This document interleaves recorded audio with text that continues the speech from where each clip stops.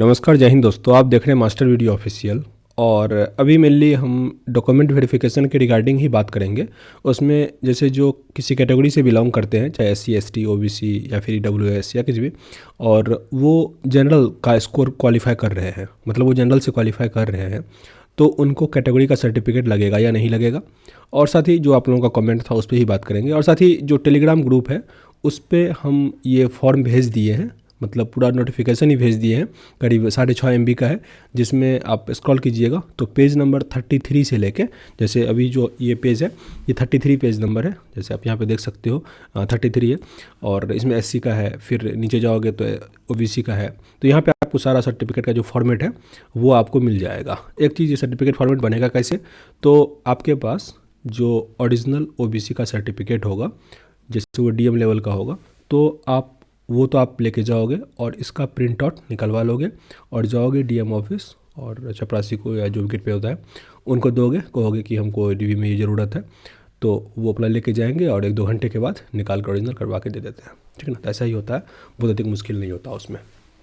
तो अब बात करते हैं पहले कि जो जनरल से क्वालिफाई किए हैं उनको सर्टिफिकेट लगेगा या नहीं लगेगा। मेरे भाई, आप जिस कैटेगरी से बिलोंग करते हो आपको वो सर्टिफिकेट लेके जाना ही पड़ेगा। पहले एक जनरल, मैं भी यही सोचता था कि जो भी, जैसे मान लीजिए ओबीसी से है और जनरल से क्वालिफाई कर गए तो जनरल से चले गए। लेकिन रियलिटी होता क्या है कि जब, जैसे मान लीजिए आपका ज्वाइनिंग हो गया, फिर एक ये भी डाटा होता है ना कि किस कैटेगरी से कितने कैंडिडेट आए हुए हैं, या फिर कोई इंटरनल एग्ज़ाम होगा, या फिर कोई प्रमोशन ही होगा। हालांकि प्रमोशन से तो कैटेगरी हटा दिया गया है, कोई इंटरनल एग्ज़ाम ही होता है, तो उसमें वो कैटेगरी काम आता है। समझ रहे हैं इस चीज़ को? तो इसीलिए आपको वो कैटेगरी देना आपके हित में अधिक सही होता है। एक चीज़, मतलब मेरी बात दिन से भी हुई है, उतना अधिक क्लियर नहीं हुआ कि कुछ लोग, जैसे मान लीजिए ओबीसी से हैं और जनरल से क्वालिफाई कर गए, लेकिन ओबीसी का सर्टिफिकेट देने में असमर्थ हैं, मतलब नहीं दे सकते हैं, तो उनसे वो आगे जो है ना वो जनरल की तरह ही ट्रीट किया जाएगा। जैसे आगे कुछ होता है ना, इंटरनल एग्ज़ाम या कुछ इंटरनल कुछ होगा तो वो जनरल की तरह ही ट्रीट किया जाएगा, तो ये थोड़ा नुकसान होगा। तो इसीलिए आप जिस भी कैटेगरी से बिलोंग करते हैं, चाहे एससी, एसटी हो, ईडब्ल्यूएस हो या फिर ओबीसी हो, आप अपना सर्टिफिकेट जो है वो ज़रूर दीजिएगा। भले ही कोई कुछ भी कहे, लेकिन वो ज़रूर दीजिएगा। ये तो हो गया कि आप वो दीजिएगा। अब बात करते हैं कुछ कमेंट के रिगार्डिंग। एक ये था कि सर्टिफिकेट जो है वो कितना पुराना चलेगा, जो कैटेगरी सर्टिफिकेट होता है वो कितना पुराना चलेगा। तो देखिए, अभी तो नहीं नोटिस आया, ग्रुप डी में तो ये नोटिस ही नहीं आया।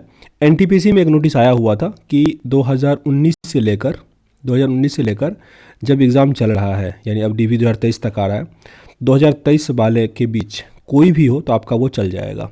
लेकिन सब कैंडिडेट को टाइम मिला जनरली, क्योंकि जिससे भी मेरी बात हुई उनका 2022 का था। समझ रहे हैं इस चीज़ को? लेकिन ये नोटिस आया हुआ था एनटीपीसी में कि इस दोनों के बीच का, पहले तो ये एक हल्ला हुआ था, आप लोग भी सुने होंगे कि 2019 का ही मांग रहा है। तो बहुत लोगों का ये था विरोध प्रदर्शन टाइप का कि ये कैसे हो पाएगा, कि सबका खो गया होगा या फिर 2 साल पुराना कहाँ से लाएगा, उस टाइम बनाया भी नहीं था, या बनाया भी होगा तो नहीं मिलेगा। तो फिर ये आया था कि उस बीच में कभी का चलेगा। तो आई थिंक ग्रुप डी में भी ये कभी का चल जाएगा। लेकिन अगर आपके पास टाइम है, आप सक्षम हो बनाने में, तो आप नया वाला बना लोगे, वो आपके अधिक हित में होगा, क्योंकि जब सब कर रहा है तो आप भी कर ही लो ये चीज़।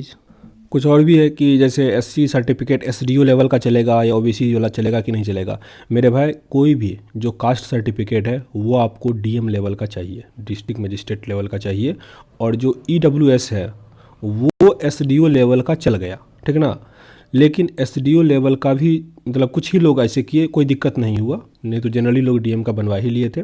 और मेरे भाई, पता नहीं ये एससी एसटी सबका, ये सबका मतलब सर्टिफिकेट बनाने में कितना दिक्कत होगा, लेकिन मुझे नहीं लगता, क्योंकि बहुत सारे ऐसे कैंडिडेट थे वो बनवाए हुए थे, थोड़ा बहुत पैसा भी खर्चा करना पड़ गया, 200-300 रुपया, लेकिन बन जाता है डीएम लेवल का, ठीक है ना। हालांकि वो भी जो 200-300 रुपया वो मतलब गलत ही है, चपरासी ले लेता है, नहीं तो वो भी तुरंत ही बन जाता है। तो बनवा लीजिए ना मेरे भाई, क्योंकि वो डीएम लेवल का ही चलता है, क्योंकि सेंट्रल गवर्नमेंट का एग्जाम है, स्टेट का नहीं है, तो डीएम का बनवा ही लीजिए। ईडब्ल्यूएस थोड़ा जाता है कि ये स्टेट का ये हो जाता है, इसीलिए एसडीओ काफ़ी चल जाता है। और फिर बहुत लोगों का ये है कि मेरे पास तो ओरिजिनल सर्टिफिकेट है, तो फिर ये जो मतलब रेलवे का फॉर्मेट है वो बनाना ज़रूरी है। तो देखिए, फॉर्म में लिखा गया है तो बनवा लीजिएगा, ज़्यादा सही होगा, बनवाना ही पड़ेगा मेरे ख्याल से। क्योंकि बस मैं ये कह रहा हूँ ना कि ईडब्ल्यूएस वाले का थोड़ा बहुत वहाँ पे रिलीफ मिल रहा है सर्टिफिकेट के रिगार्डिंग, मतलब आपके पास ओरिजिनल एसडीओ वाला है तो चल जा रहा है, नहीं तो दूसरा किन्हीं का भी है तो वो रेलवे फॉर्मेट में बना लीजिए, क्योंकि सब बना के जा रहे हैं। आप क्यों ऐसा कीजिए? और बहुत अधिक दिक्कत भी नहीं है उसको, उतना अधिक मतलब एक होता है ना बढ़ा चढ़ा के और बहुत बड़ा प्रॉब्लम है, इसको कैसे करेंगे, ऐसा भी नहीं है। तो थोड़ा एक काम कर लीजिए, उस पर उसको सीरियसली लीजिए। और मेनली था कि डॉक्यूमेंट में अगर कुछ गलती है तो उसके रिगार्डिंग। तो एक चीज़ सीधा समझिए, जो आपका एजुकेशनल डॉक्यूमेंट है इसमें तो कोई गलती नहीं होता मेनली, क्योंकि आप इसे बनवा सकते हो। जो एजुकेशनल डॉक्यूमेंट, जैसे मान लीजिए 10th में कोई गलती हो गया होगा, या फिर इंटर में कुछ गलती हुआ, या फिर आधार कार्ड में, ये सब गलती है, तो आधार कार्ड में सुधारने का आपके पास टाइम है, सुधार सकते हो। बहुत लोगों का ये था एड्रेस के रिगार्डिंग। तो मेरे भाई आपका नाम, पिता का नाम और डेट ऑफ बर्थ, ये तीन अगर आपका एजुकेशनल क्वालिफिकेशन पे गड़बड़ है तो उसके रिगार्डिंग आपको एफिडेविट बनाना पड़ेगा। और ये सबसे पूछिए नहीं कि यार नाम गलती है तो उसमें क्या एफिडेविट बनाएंगे। आप वो वकील को बोलोगे, आप वो खुद बना देगा, 120 रुपया लेगा आसपास, या फिर जो भी हो 150 के अंदर ही लेगा, तो वो आपको बना के दे देगा। और एड्रेस में बहुत लोग का है कि आधार कार्ड में एड्रेस गलती है। आधार कार्ड डीबी में जैसे अभी लेवल 3 का हो रहा है तो वो चेक भी नहीं कर रहा, बस आपके हाथ में देख रहना चाहिए, ठीक ना। तो उतना डीपली चेक नहीं करता है, तो उसको लेकर बहुत टेंशन नहीं लीजिए, हड़बड़ाइए नहीं, आराम से वहाँ पे जाइएगा। और एक चीज़, बहुत दिक्कत होगा ना, मान लीजिए बहुत कुछ दिक्कत की, यार मेरे पास तो ये था ही नहीं, हम ले जाना भूल गए, ये सब चीज़ एड्रेस तो लेके जाइएगा, मतलब भूलिएगा नहीं। और होता है ना कुछ चीज़ हम बनाए ही नहीं, बहुत दिक्कत है, तो आपको 4 से 5 दिन का टाइम मिल जाता है, ठीक ना। वो कॉपरेट करता है इतना यार, मतलब बहुत अधिक आप टेंशन नहीं लीजिए। जो टेंशन वाला चीज़ था ना, जो आपका रिटेन था या फिर पीटी आपने क्वालिफाई कर लिया है, ठीक ना, तो अब वो आपसे बहुत अच्छे तरीके से ट्रीट करेगा। इसीलिए बहुत अधिक हतोत्साहित नहीं होइए, आप जितना कर सकते हैं कीजिए, नहीं तो फिर आपको वहाँ पे टाइम दिया जाएगा, समझ रहे इस चीज़ को।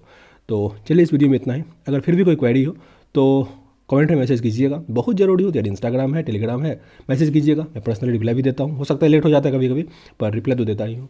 तो चलिए इस वीडियो में इतना ही, मिलते हैं नेक्स्ट वीडियो में, तब तक के लिए जय हिंद।